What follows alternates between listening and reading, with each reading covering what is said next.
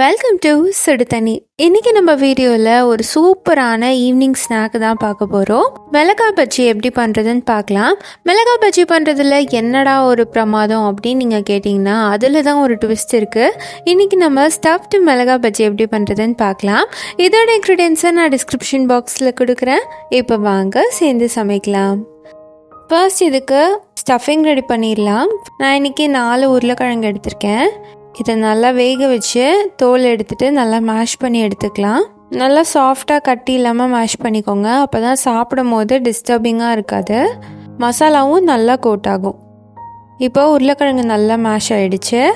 இதோட ஒரு பெரிய வெங்காயம் சேர்த்துக்கிறேன்.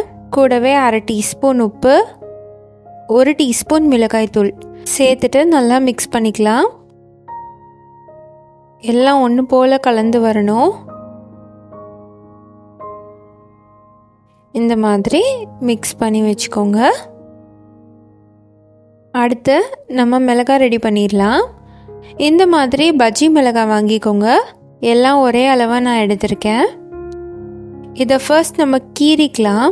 கீறிட்டு இதுக்குள்ளே இருக்க விதையெல்லாம் நம்ம எடுத்துகிற போகிறோம். ஏன்னா விதை தான் ரொம்ப காரமாக இருக்கும். அதனால் விதையை தனியாக எடுத்துடலாம். கையில் எடுக்க முடியலன்னா ஒரு ஸ்பூன் வச்சு கரண்டி விட்டிங்கன்னா அந்த விதையெல்லாம் அப்படியே வந்துடும். இந்த மாதிரி ஃபுல்லாக எடுத்து நான் க்ளீனாக வச்சுக்கிறேன்.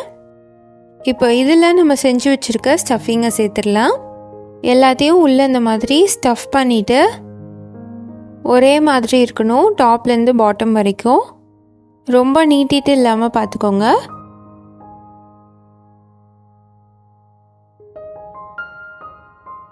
இப்போ இது ரெடியாக இருக்குது. அடுத்து நம்ம மாவு ரெடி பண்ணிடலாம். 1 கப் கடலை மாவு, 1/2 கப் அரிசி மாவு, 1/2 டீஸ்பூன் உப்பு, 1 டீஸ்பூன் மிளகாய்த்தூள், 1/2 டீஸ்பூன் பெருங்காயத்தூள் சேர்த்துட்டு நல்லா மிக்ஸ் பண்ணிக்கலாம். ஃபர்ஸ்ட் ஒரு தடவை கலந்து விட்டுட்டு கொஞ்சம் கொஞ்சமாக தண்ணி சேர்த்து நல்லா திக்காக ரெடி பண்ணிக்கோங்க. இது ரொம்ப தண்ணியாகவும் இருக்கக்கூடாது, ரொம்ப திக்காகவும் இருக்கக்கூடாது. ரொம்ப தண்ணியாக இருந்துச்சுன்னா உங்களுக்கு பஜ்ஜியில் ஒட்டவே ஒட்டாது. திக்காக இருந்துச்சுன்னா உங்களுக்கு தோல் பகுதி ரொம்ப ஜாஸ்தியாக இருக்கிற மாதிரி இருக்கும், ஸ்டஃபிங் கம்மியாக இருக்கும். ஸோ கரெக்டான அளவாக நீங்கள் மிக்ஸ் பண்ணிக்கணும். இப்போ பார்த்தீங்கன்னா இதை கட்டி இல்லாமல் நல்லா கரைச்சி எடுத்துக்கிட்டேன். இந்த திக்னஸில் இருக்கணும். இப்போ கை வச்சு பார்த்தீங்கன்னா கையில் நல்லா இந்த மாதிரி ஒட்டி இருக்கணும், விரல் தெரியக்கூடாது. இதை நான் ஒரு டம்ளரில் ஊற்றிக்கிறேன். டம்ளர்லேயோ கிளாஸ்லேயோ ஊற்றி பண்ணால் ரொம்ப ஈஸியாக இருக்கும். இதில் நம்ம மிளகாயை அப்படியே முக்கி எடுத்துக்கலாம்.